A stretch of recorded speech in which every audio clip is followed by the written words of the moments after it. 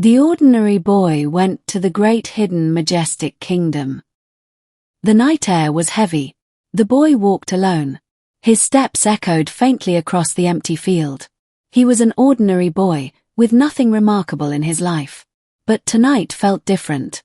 The air was colder. The stars above seemed brighter, yet distant, like eyes watching him.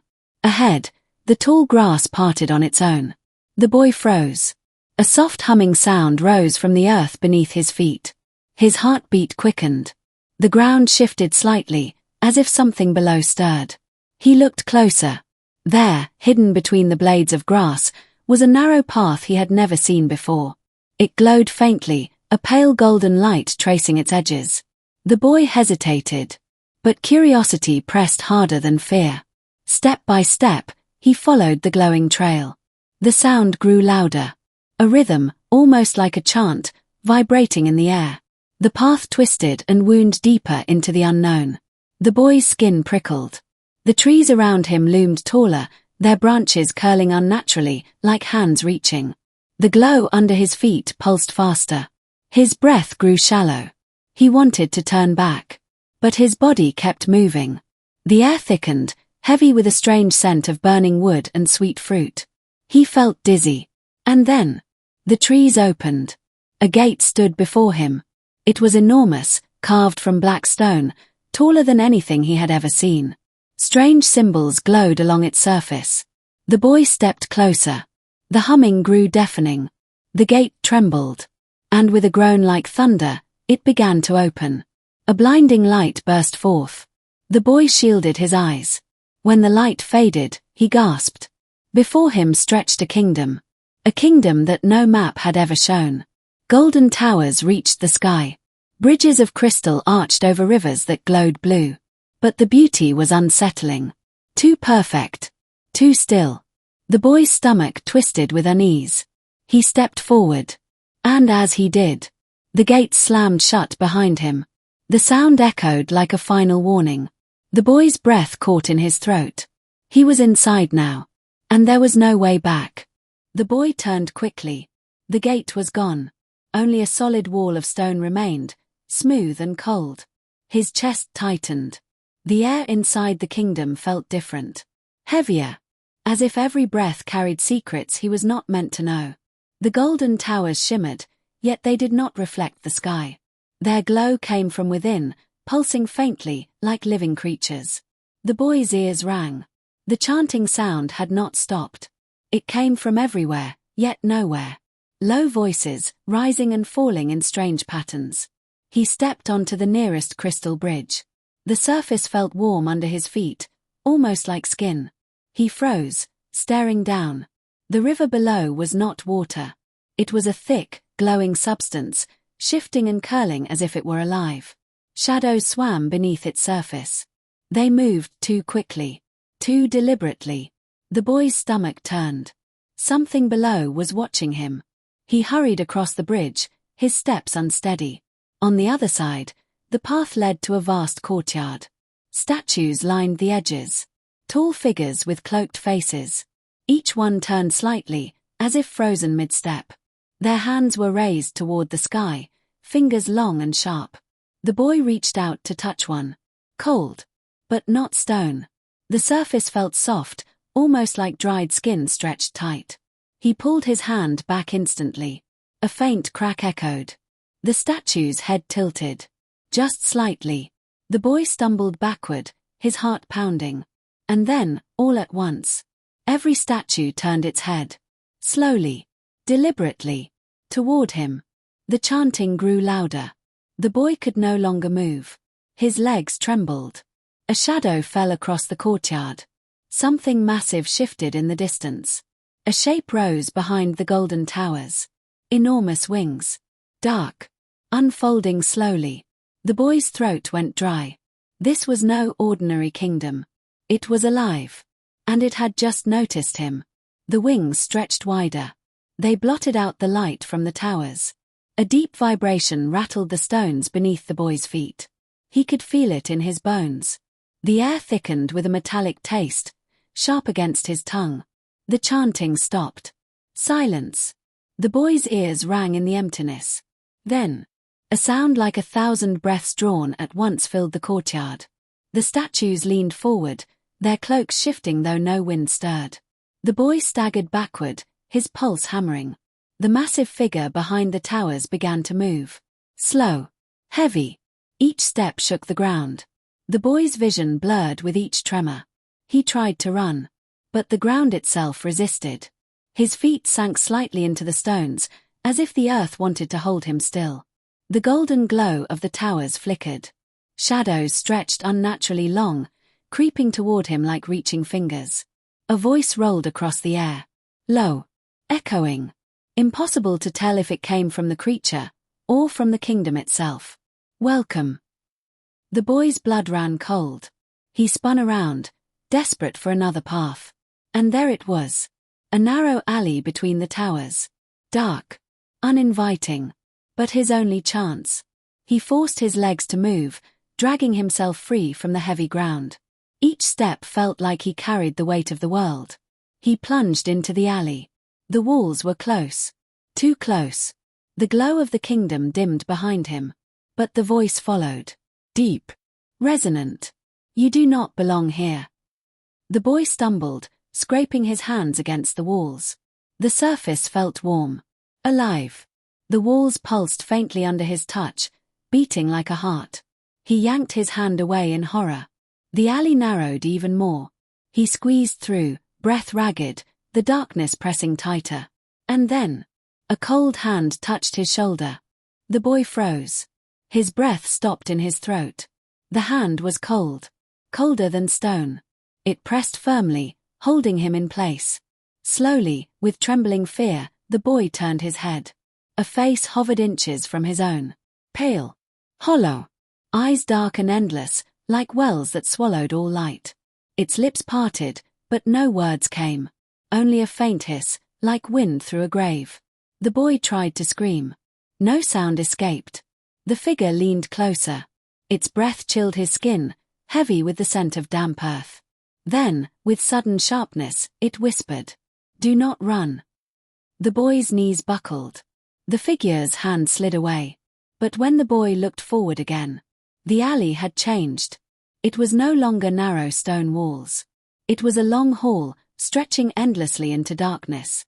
Torches burned along the sides, their flames blue, flickering without heat.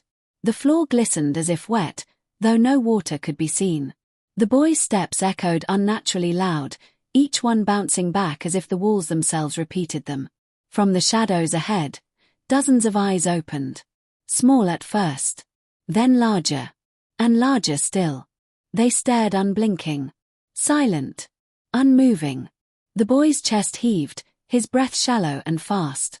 One of the eyes blinked. The torches flickered. A deep rumble filled the hall. And then, the floor shifted beneath him. The stone tiles rippled like water. The boy lost his balance, crashing down, his hands sinking into the floor as if it were liquid. He tried to pull free. But the stone clung tighter. The torches dimmed. The eyes in the darkness moved closer. Dozens of shapes rising. Surrounding. Encircling. And from above, a voice thundered again.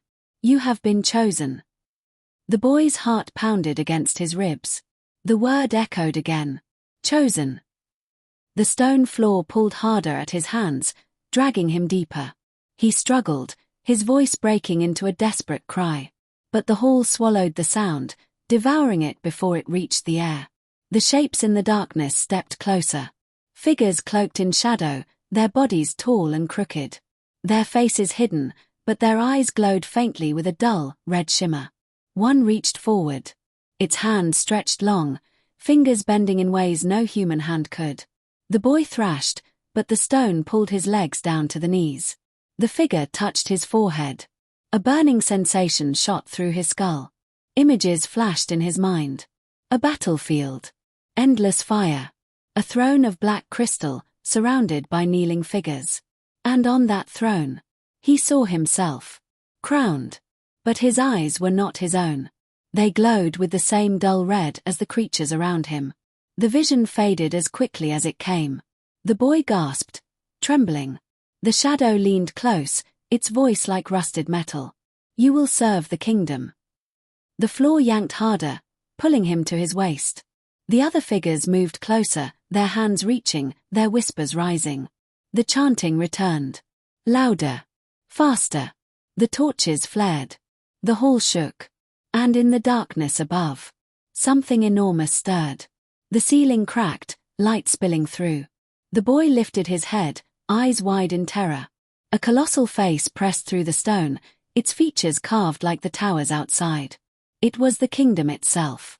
Alive. Watching him. And it spoke with a voice that shattered the air. You are mine. The boy's chest heaved. His body shook with terror. The stone walls trembled with the voice of the kingdom. You are mine.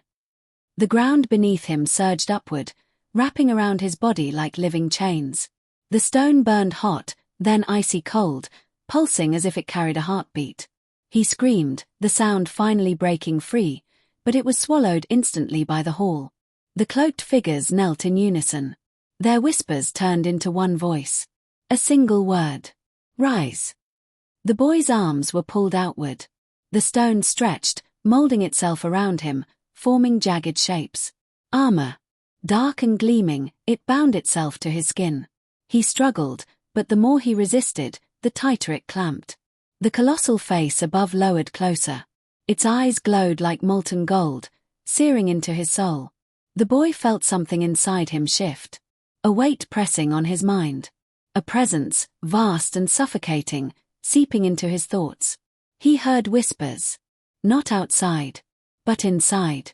Voices speaking in a language he did not understand, yet somehow he felt their meaning. Obedience. Devotion. Submission. His vision blurred. The faces of his family flickered faintly in his memory, but they slipped away like smoke. His name echoed faintly in his mind. But even that began to fade. The stone pulled him fully upright. His eyes burned with unnatural light. The cloaked figures bowed deeply before him. The colossal face smiled. A terrible, endless smile carved across the ceiling of the hall. The voice boomed once more, shaking the kingdom itself. The ordinary boy is no more. You are the heir. The hall erupted with cheers, a sound like thunder mixed with screams. The boy tried to cry out, but only the kingdom's voice escaped his mouth. Low. Commanding. Final. I accept. The boy's voice echoed through the hall. I accept. The cloaked figures slammed their hands against the ground in unison. The sound boomed like drums, rattling the walls. The stone floor released him, but the armor remained fused to his skin. Heavy. Alive. It pulsed with every beat of his heart. The colossal face above the hall slowly faded back into the stone ceiling, its golden eyes lingering a moment longer before vanishing. Silence followed. Then, without warning, the torches along the walls flared bright blue. The hall stretched forward again, but now a throne stood at the far end. A towering seat of black crystal, sharp and jagged, glowing faintly from within. The boy's legs moved without his command. Step after step, he walked toward it. The cloaked figures parted, bowing low as he passed. His breath quickened. He tried to stop, to resist. But his body obeyed something far greater than his own will. The throne loomed closer. Dark veins of energy ran through its surface, twisting like rivers of shadow. The whispers in his mind grew louder. Sit. Claim. Rule. He reached the base of the throne. His trembling hands rose. He turned, lowering himself onto the seat. The moment he touched it, the crystal surged with light. Agony ripped through his body. He arched his back, his scream blending with the roar of the kingdom itself. Images stormed his mind again. Armies marching under his command. Skies torn open with fire. The world beyond the hidden gates falling to its knees. He saw cities crumbling, oceans boiling, mountains splitting apart. And always, at the center, him. The boy who once was ordinary. Now crowned with power too vast to escape. The cloaked figures raised their arms, voices rising into a deafening chant. The kingdom trembled with their devotion. And above it all, the throne's voice spoke through him once more. You belong to me forever. The words rang inside his head. You belong to me forever. The boy's eyes glowed brighter, flooding the hall with red light. The cloaked figures collapsed to their knees, bowing so low their foreheads touched the stone. The throne pulsed beneath him. Every beat matched his own heart. But it was not his heartbeat anymore. It was the kingdom's. He felt it. The towers, the bridges, the rivers of glowing liquid. All of it thrummed inside his chest, alive within him. The boy tried to resist. He clawed at his thoughts, searching for the memory of his family. Their faces. Their voices. But each time, the kingdom's power washed over him like a tide, erasing them bit by bit. The whispers grew sharper. Give in. Be more. Forget who you were. His lips moved again, but it was not his choice. Bring them to me. The hall shook violently. The great stone gates he had entered through began to crack open once more. But this time, he was not the one stepping inside. A faint shimmer glowed in the distance. Figures appeared beyond the gates. People. Villagers. Ordinary men and women, walking forward in a daze, drawn by the same golden path that had lured him here. Their faces were blank. Their eyes empty. One by one, they crossed into the kingdom. The gates closed behind them with a deafening slam. The boy's stomach twisted. No, he tried to whisper. But the word never left his lips. Instead, the throne spoke for him. Welcome. The cloaked figures rose, moving toward the new arrivals with slow, deliberate steps. The boy's body shook violently. For a single instant, his own voice broke through, buried beneath the weight of the kingdom. Run. No one heard him. The villagers stood still, silent, waiting.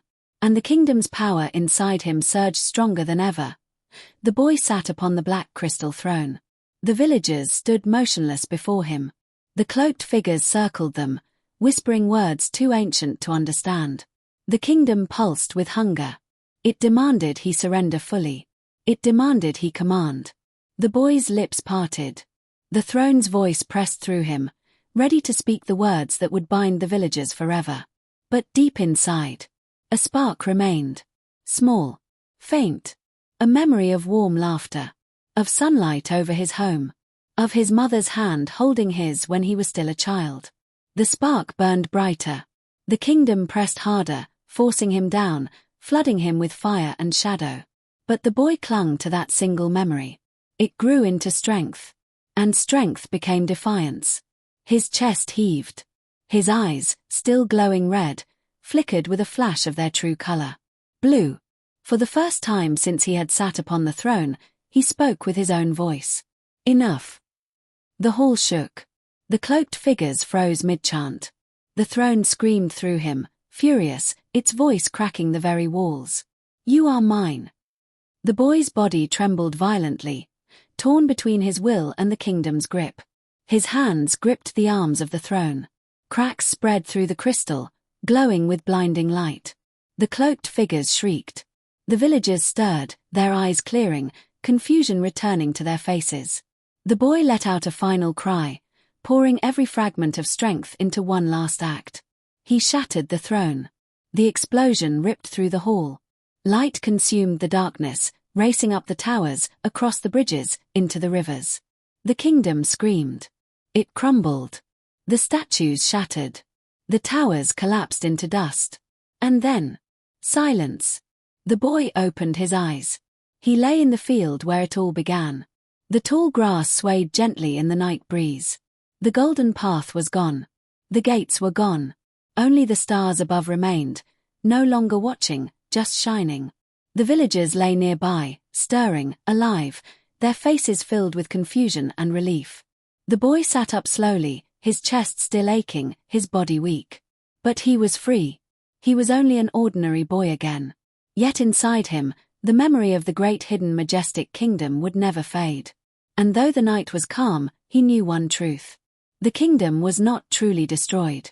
It slept, waiting, for the next one who dared to follow the golden path.